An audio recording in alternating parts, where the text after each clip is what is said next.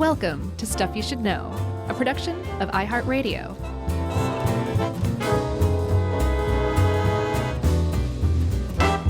Hey, and welcome to the podcast. I'm Josh, and there's Chuck, and this is Stuff You Should Know. We're into 2026 now, Chuck. What do you think about that? How you feel? I have high hopes for this year. Yeah. Oh, man. Do I really? I don't know.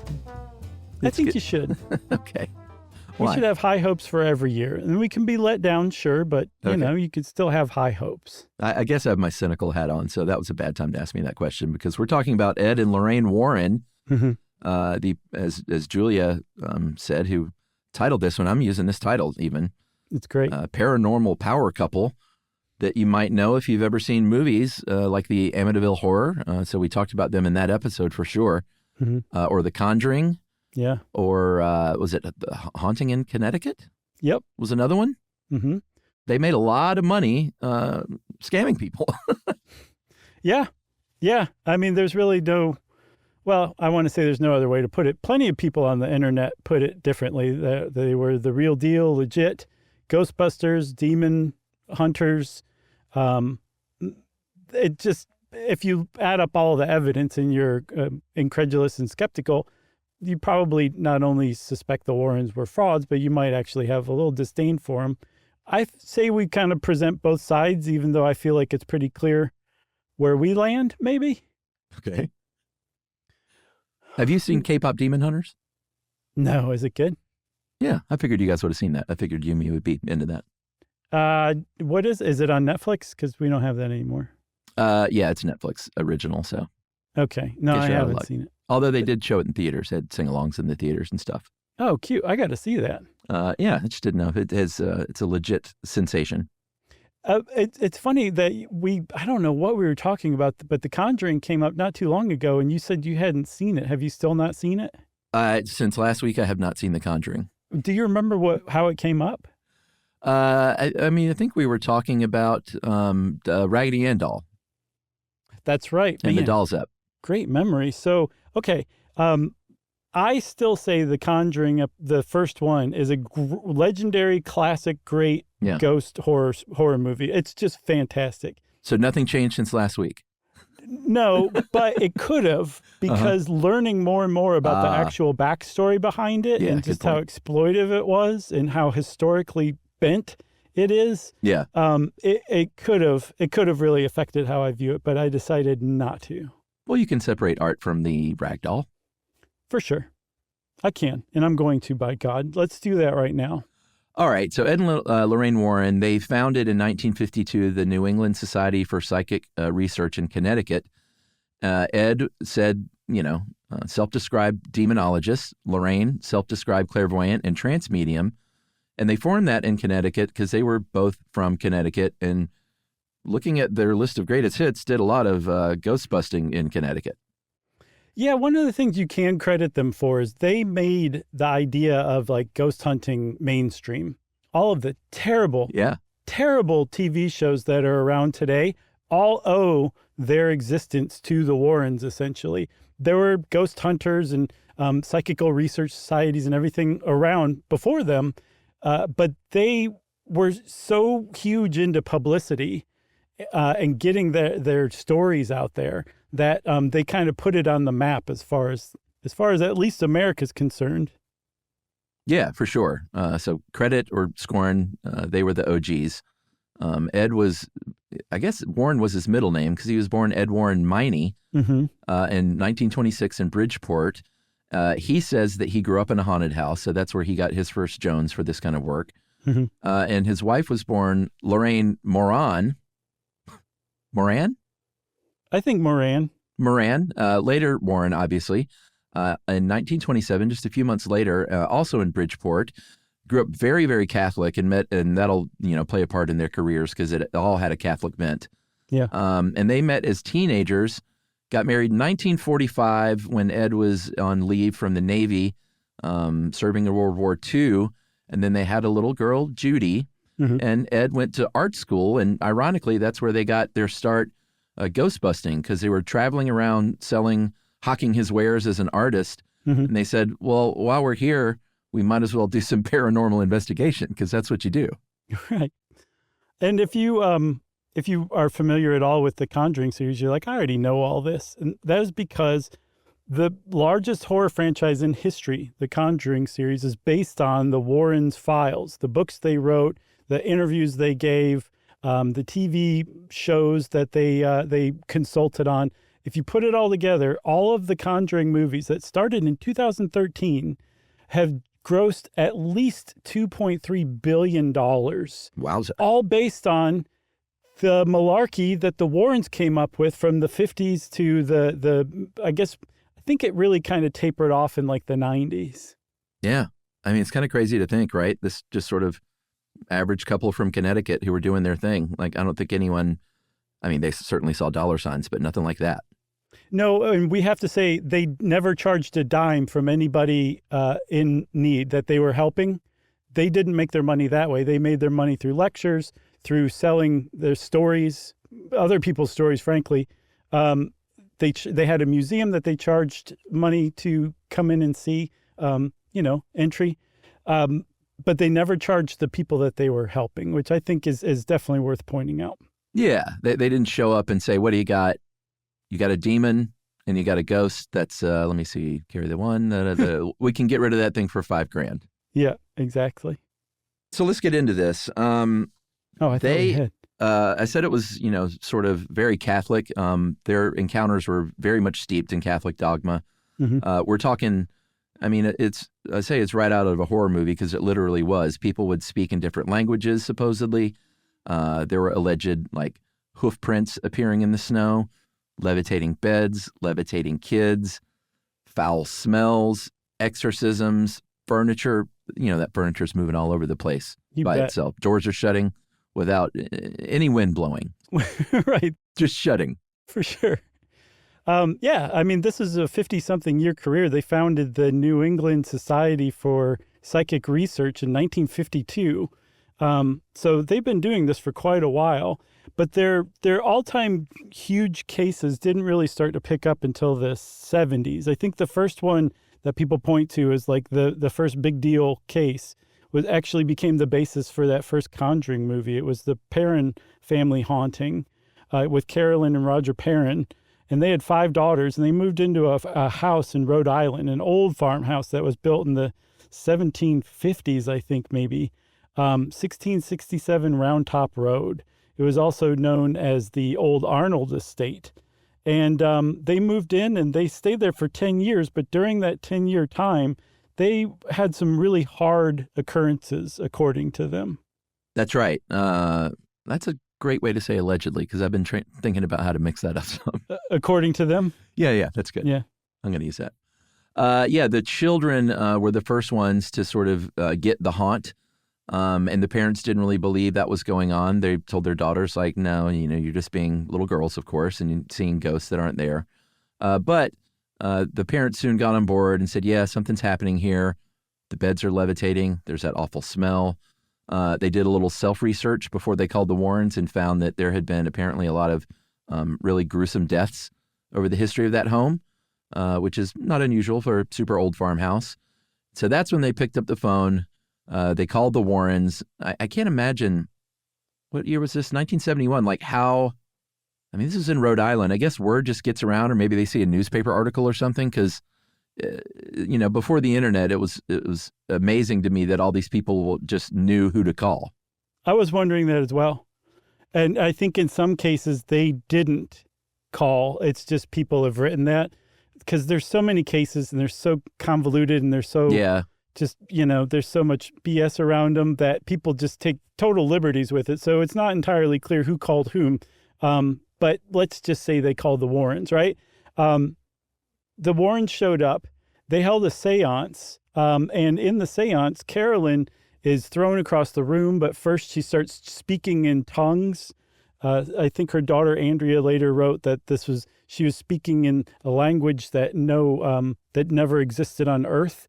I think assuming that this is a demon, that kind of thing. And they trace the whole thing back to the spirit of a witch, a dead witch. And we established in the Bell Witch short stuff that a witch ghost is the worst kind of both. Mm-hmm. And she had lived in the house in the early 1800s. And not only was she a witch, she was a child murderer. She had murdered an infant with a knitting needle. And so they had the seance. Carolyn gets thrown against the wall. Nothing changes, nothing solved. And the Warrens are like, see ya. Thanks for the story. When the Warrens left, the haunting hadn't ended, but the parents stuck it out for 10 years total. And then when they moved out, the haunting stopped. That's right. And what we're going to do here, we're going to go over some of their greatest hits as told by the Warrens and others. Mm-hmm. And then maybe we'll come back later and sort of pick them apart a bit. Maybe, if we feel like it. The next one, of course, is Annabelle. We talked a little bit about the doll in the Dolls episode.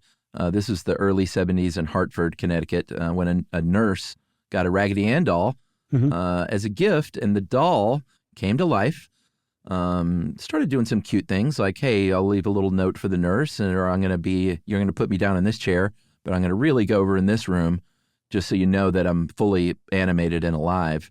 Like Elf on the Shelf kind of stuff.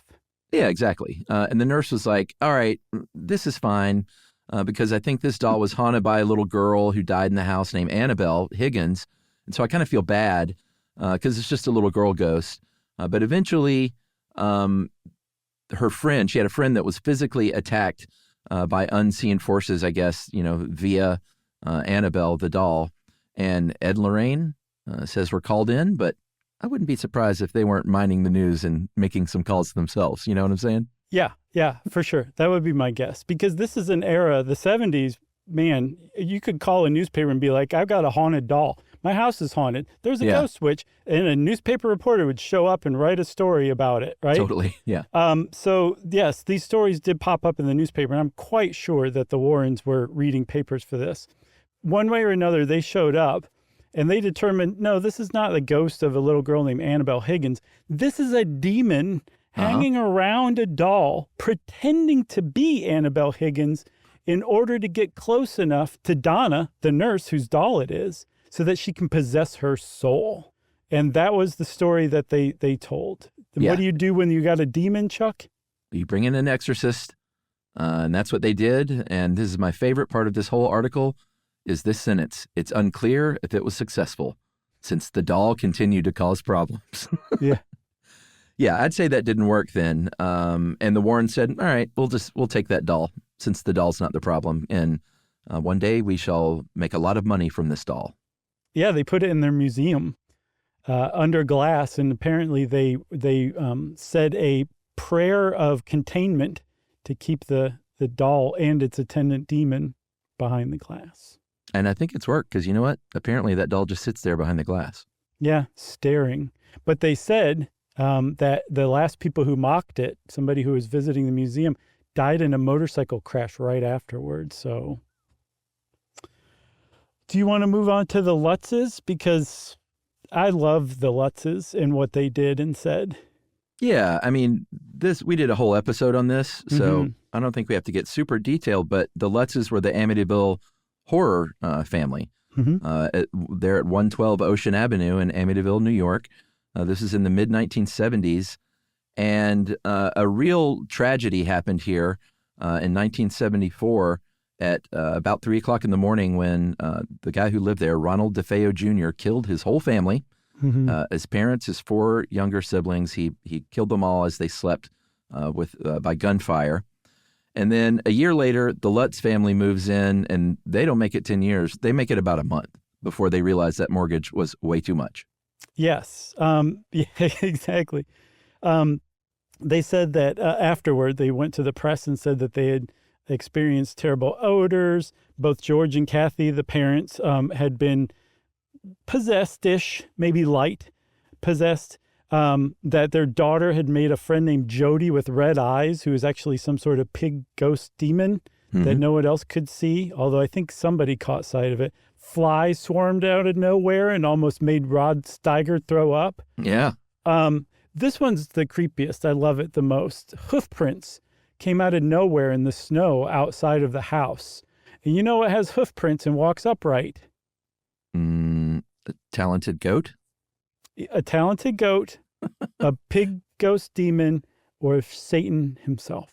That's right. So the Warrens are there. I'm going to just stop saying called in. They just appear out of the ether. Right. They do their investigation, and they said that they at first confirmed the presence of a child ghost, but then did a little more digging and said, actually, this is not a haunted house, everyone. And the Lutzes went, oh, thank God. And they said, this is haunted land. The very land under this house is evil. It was built on Native American cemetery where they had some dark rituals in the past. And this is what led Ronald DeFeo to kill his whole family. So sorry to be the bearer of bad tidings, but you guys are in bad trouble. Yeah, this was a one-time seance that they held where they found all this stuff out. And they actually, one of the most famous photos of a ghost ever produced, it's called the Ghost Boy photo from the Amityville house, came out of this investigation, this one-night investigation the Warrens had. If you've never seen the Ghost Boy photo from Amityville, go type that in and check it out. It's creepy. Really great, creepy, unsettling photo, especially if you compare it to John DeFeo. I think he was the youngest brother of the DeFeos who were murdered by the oldest brother. It looks an awful lot like him. So a lot of people are like, there you go. The Warrens had it figured out. There's a ghost. There's Indian burial ground is now a trope thanks to them. And we can thank them for poltergeist as a result. That's right. I say we take a break. Yeah? Yeah. And we'll talk about 3 more of their more famous investigations right after this. This is fun.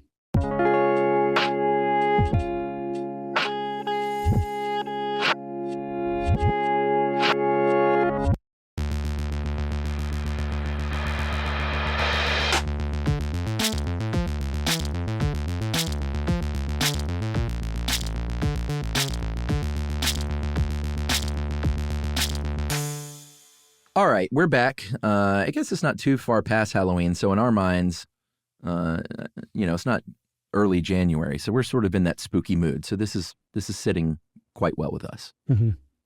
But we need to talk about the Enfield haunting, because this is not in Connecticut, my friends. This is in London, England, in 1977. And Enfield is a suburb of London, and at the time, one Peggy Hodgson and her daughters were. What were they? They were terrorized by unseen forces, just like the rest. They move into this place, banging sounds coming from the daughter's room. Peggy bursts in and sees this dresser creeping across the floor by itself, seemingly going toward the door to block it. And Peggy was like, I got to get that dresser. It's out of control. But she, by the time she got to it, it was like it was glued. She couldn't even move this thing. No. This is the basis for the Conjuring 2. Also a truly great ghost movie, especially for a sequel. And was it London?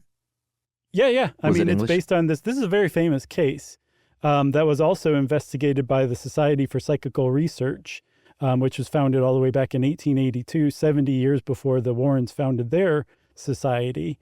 But they showed up because the Hodgsons, or I should say Peggy Hodgson, couldn't get any help from the police. And she had basically reached the end of her rope because one of her daughters, Janet, I think the youngest daughter, started falling into trances and apparently was possessed by a ghost named Bill Wilkins, who said that he had died in that same house, actually in a chair in the corner, and that he wanted everybody out because this was his house. And if you see that movie, it's really well done and super creepy. Have you seen all those movies? I have seen those 2. Oh, okay. That's the extent of it. How many are there? Good God. How many things have they conjured? So with The Conjuring, I think they're up to 4, maybe. Oh, okay. But then there's a whole other like sub-franchise with the Evil Nun. I think I've seen one of those. Spin-offs and stuff? And then the Annabelle stuff too. But I've only seen the first 2 Conjurings. And they're good. They're good movies. They're hokey in a lot of ways. But yeah. As far like a good, decent, even mediocre ghost movie is so few and far between. There's so many terrible ones that like, I'll take whatever decent table scraps can be tossed at me. Yeah, I hear you. Okay. I'll check it out. Okay. So, like you said, the Society for Psychical Research, is that right? Psychical? Yeah. Mm-hmm. They come in. They're competitors of the Warren, of course, over there, I guess. And they observed, all the stuff they were talking about, like things levitating, furniture moving, of course, fires erupting out of nowhere, apparently cups just filling up with water when there is no water around. Mm-hmm. Supposedly, one of the researchers had a curtain that was slowly creeping around his neck as if to choke him. Yeah, this is a skeptical society that believes in the possibility of ghosts and poltergeists and stuff, but they're not just credulous ding-dongs. Oh, that society? What are they? The Psychical Society? The SPR. Yeah. Okay. Yeah. All right. Well, that's good. Ed and Lorraine maybe investigated, maybe didn't. This is where it gets a little dodgy, and we're going to talk about that in Act 3. But at any rate, in 1978, they said, you got a poltergeist. That's what the deal is. And, New Line Cinema, you want to buy this story? We'll sell it to you. Yeah. And they did. That's right. There was a really cool documentary I saw where the SPR made tons of audio tapes, reel-to-reel audio tapes of this. And somebody made a docudrama or whatever, where they used the tapes as all of the audio, and then they hired actors to act out the stuff, and the dialogue was the tape. So these people had to lip sync with the tapes. And it was all done in period costumes and all that stuff from the 70s. It's really good. I can't remember the name of it, but I'm pretty sure that's the only documentary to attempt that. So if you can find that, watch it. Did you ever watch that Zoom call horror movie that I recommended? Yeah, it was pretty decent. Yeah, not bad, huh? Yeah, I was really uncomfortable when they started making light of it in front of the psychic medium. That was the thing that got me the most. It was awkward. Oh, yeah. Yeah, plus that they're going to get it, even worse because of that. What was it called? I think it was called Host. I thought it was very well done. Yeah. Pretty clever COVID movie when, they were shooting stuff in as creatively as they could because of the restrictions. Yes, it was a good movie. All right, let's move on. We got a couple of more here. The case of Arnie Johnson, also in Connecticut, very conveniently located in Brookfield. This was in 1981, and this one is interesting because there was a 19-year-old named Arnie Johnson who stabbed his landlord, Alan Bono, 20 times. And in his trial, he says, "I'm not guilty." And they said, "Temporary insanity?" And they said, No, demonic possession. And the court went, "Oh boy, here we go." I think this is the first time anyone ever tried that. Yeah. The reason he said that is because he said, "I really am possessed by a demon. My fiance, Debbie, her little brother, David, has been possessed by a demon for a while. And we had an exorcism. And during the exorcism, to help David out, I dared the demon to inhabit me instead." Well, he did. And when I got into that argument with the landlord, that demon is the one who really stabbed him, not me. Right. That was his defense. But I think the Warrens showed up before all of this, before the stabbing even, and they took a look at David.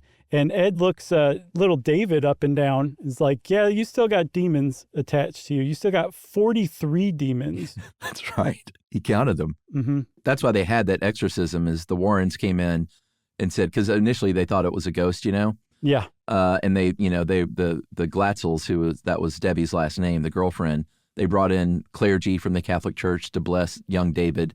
That didn't work. So that's when the Warrens show up and they're like, "No, it's demonic. It's not a ghost. And you need that exorcism." And during that exorcism is when Arnie Johnson's like, "Oh yeah, come into me. I dare you." Right.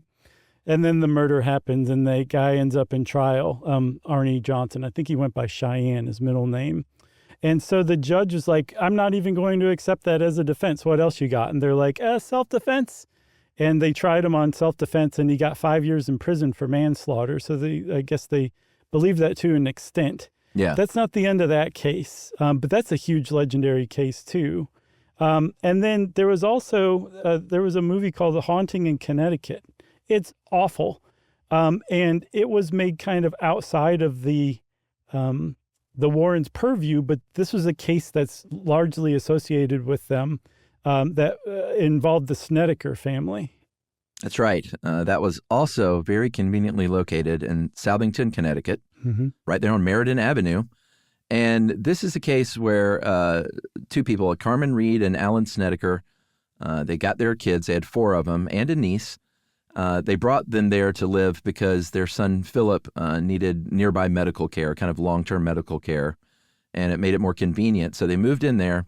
They move in, and of course, things start going down. Philip, who is the young sick son, he starts seeing a threatening young man with long dark hair who would just repeat his name over and over. And then Carmen, I believe was the mom, was in the basement, and she was like, wait a minute, there are toe tags and there's embalming equipment here and photos of dead people.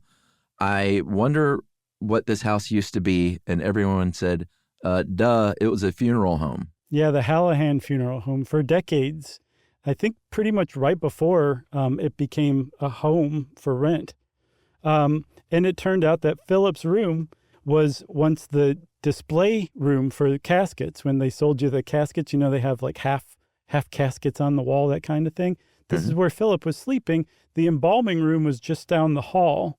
The thing is Philip needing this constant care of treatments for Hodgkin's lymphoma type of cancer, they couldn't move. They couldn't leave the house. So they had to kind of stick it out, and things just kept getting worse and worse. Finally, Philip started to change and became very violent and was, I think, forcibly taken to a mental hospital for observation and stayed there for a couple of months, I think, and was finally diagnosed with schizophrenia. He moved out. He avoided the house again. And I don't remember if the haunting continued or not. But one of the big things that came out of this was an appearance on Sally Jesse Raphael. The title of the episode is I Was Raped by a Ghost, because Carmen said that she was repeatedly raped by a ghost and the niece was fondled by a ghost. And the Warrens also show up on that episode. And you can find it online. It's a Sally Jesse Raphael episode for sure. Yeah, you sent that to me, and I did my best to scrub through and hit the highs. Right. Shall we take a break? Yeah, let's take a break. All right, we'll take a break and kind of wrap up with what's going on with the Warrens and all these cases right after this.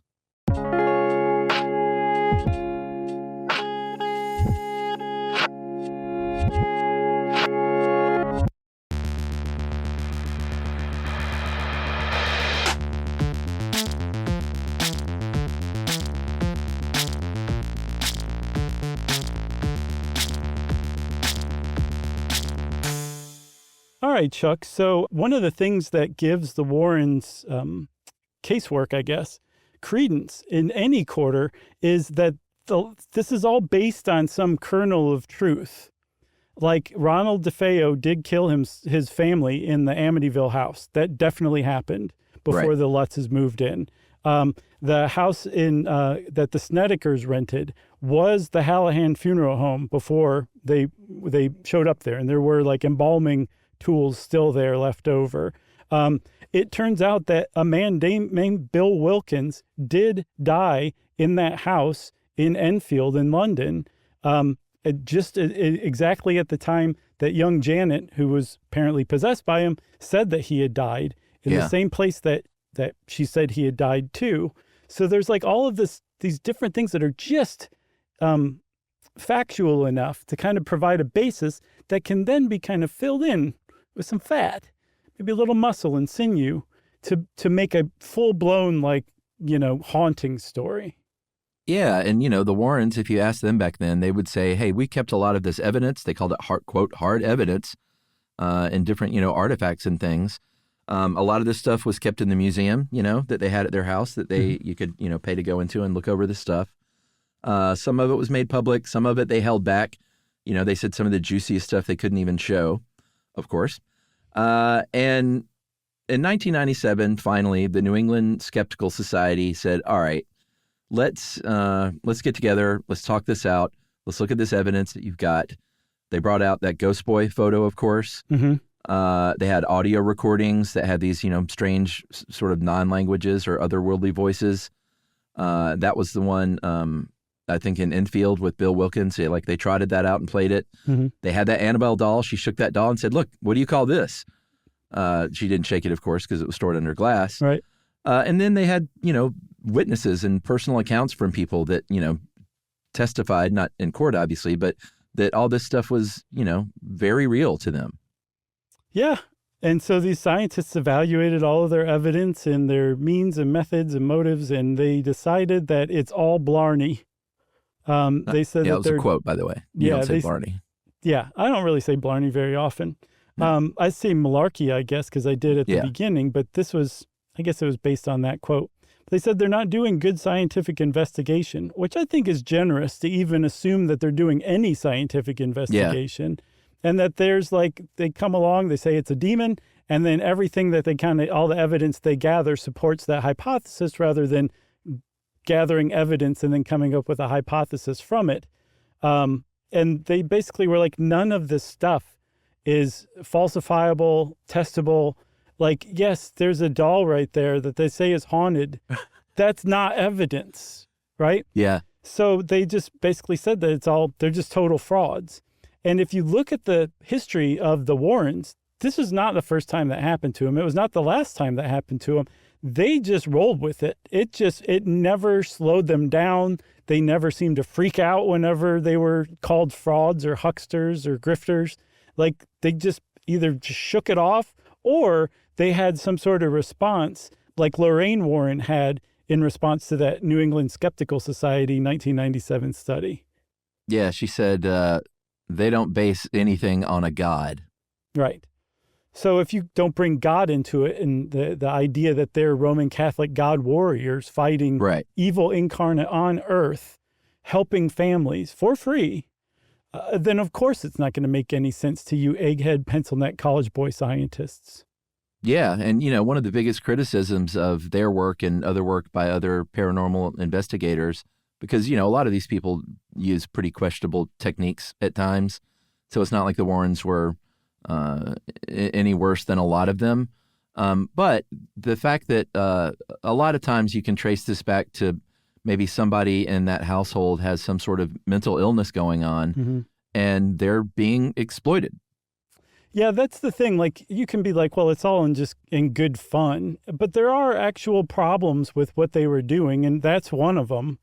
And even if they weren't mentally ill, some of these families did believe that there was something going on, and they were in some sort of crisis, and the Warrens would come in, tell them they had some demons, maybe give it a shot, maybe solve things or not, and then go off and sell the family's story as their own case, right?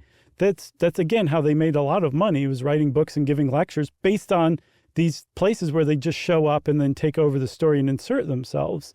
That's harmful. I also saw that you can ascribe, at least in part, the satanic panic that came along in the 80s from them kind of normalizing the idea that people were out there getting possessed by 43 demons, getting raped by ghosts.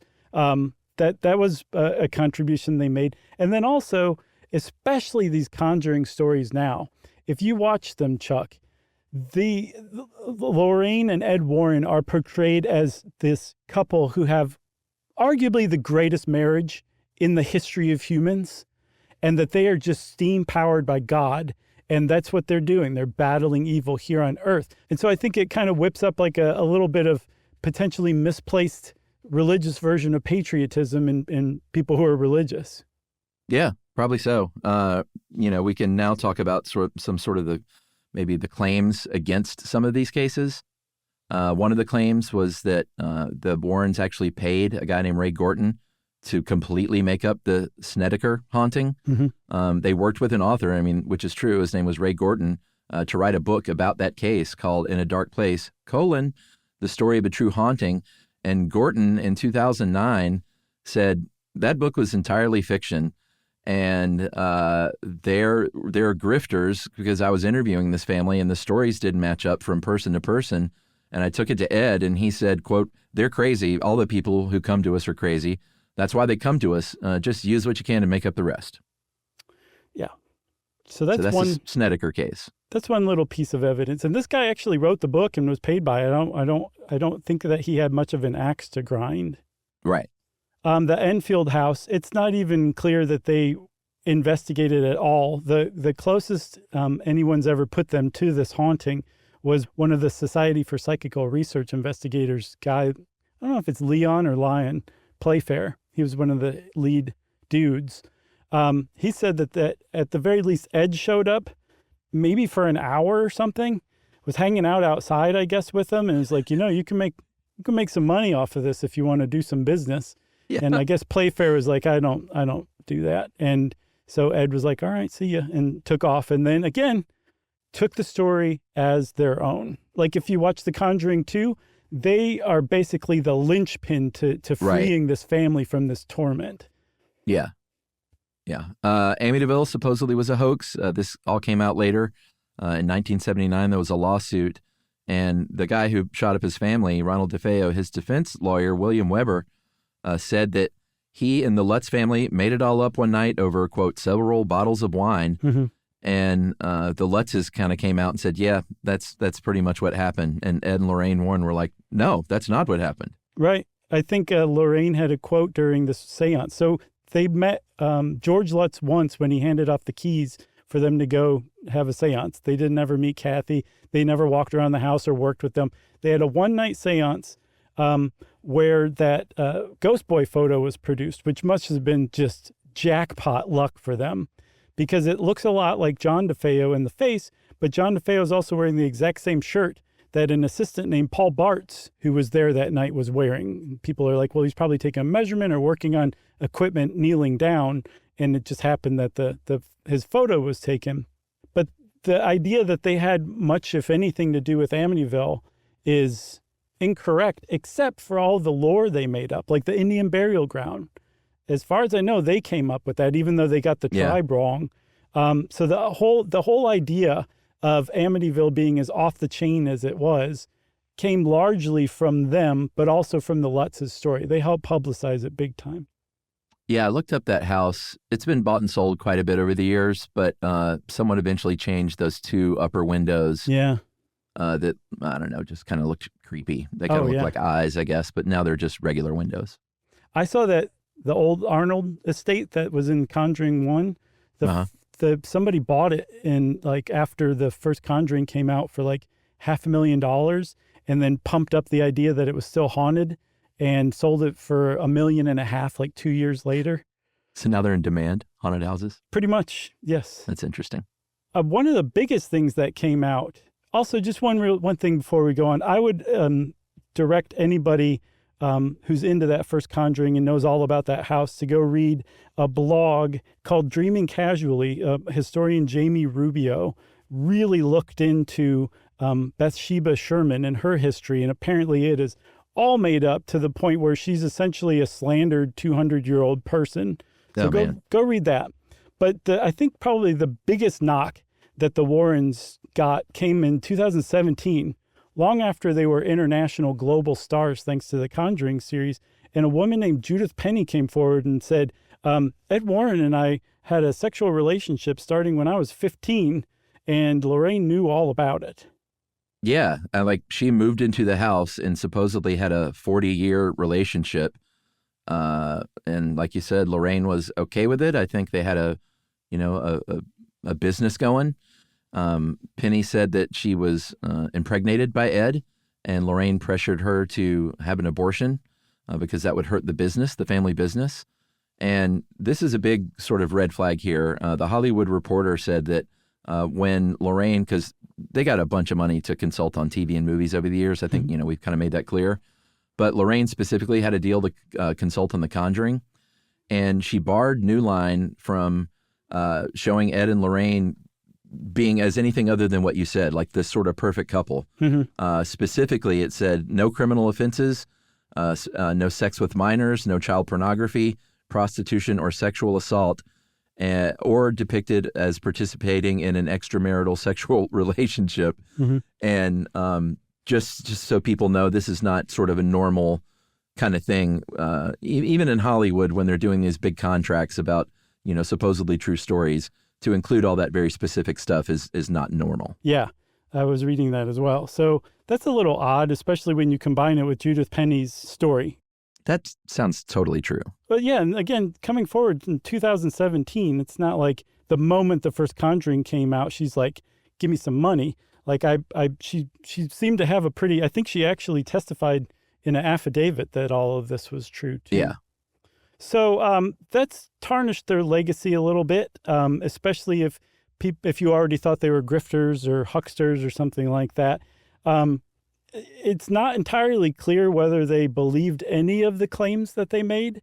if they didn't, then Lorraine Warren was one of the great character actors of all time who never broke character, at least in front of anyone who was willing to come forward. And she died, I think, in 2019, long after The Conjuring had become huge. Ed died, I think, sadly, the last movie he got to see was The Haunting in Connecticut. He died in 2006. Oh. So they're both gone now, but the New England Society for Psychic Research, which again they founded in 1952, it's still going on under their son-in-law, Tony Spira, to whom, quote, all of their knowledge and experience has been successfully passed. That's right. And that Annabelle doll is still around. It's, I don't think they have that museum anymore. That closed in 2019 when Lorraine passed away. But Annabelle will show up here and there on tours and special events. Yes. But they had a really cool museum from what I could tell, but it's shut down inexplicably. It's not open anymore, and there doesn't seem to be any plans to open it again. Yeah. But there's a new Conjuring movie out, I think, Last Rites or really? something. Yeah. Oh, it's based on a case that we didn't talk about, but there was sexual abuse by demons as well. It was also in the 80s, so that was their big thing then. Who wants to see that? A lot, millions and millions and millions of people around the world. Are they still super popular? Oh, yes. And supposedly this one is like their last one, but they hand the reins over to their son-in-law, Tony Spira. So he might become the new leader of the franchise along with their daughter, Judy. Amazing. Yeah. It's basically like the new Marvel. Yeah. Well, Chuck said, yeah, everybody, which means in old school fashion, it's time for listener mail. Yeah, this is just a quickie correction. Hey, guys, I'm listening now, and you might have heard this already, but Chuck was right in pronouncing villa. Oh, how you feel, Chuck? The double L sounds that Josh was talking about is Spanish, not Italian. Well, that's what I was saying it in. That is from Christina in New York. Oh, is it, huh? Who loves listening. Oh, thanks a lot, Christina. We appreciate that. I think a few people wrote in to say, yeah, Chuck was right. That's fine. This is the only one I saw. I'm happy. I'm happy for you, Chuck. Are you happy for me for being happy for you? Sure. Okay. If you want to get in touch with us like Christina did, you can send us an email as well. Send it off to stuffpodcast@iheartradio.com. Stuff You Should Know is a production of iHeartRadio. For more podcasts from iHeartRadio, visit the iHeartRadio app, Apple Podcasts, or wherever you listen to your favorite shows.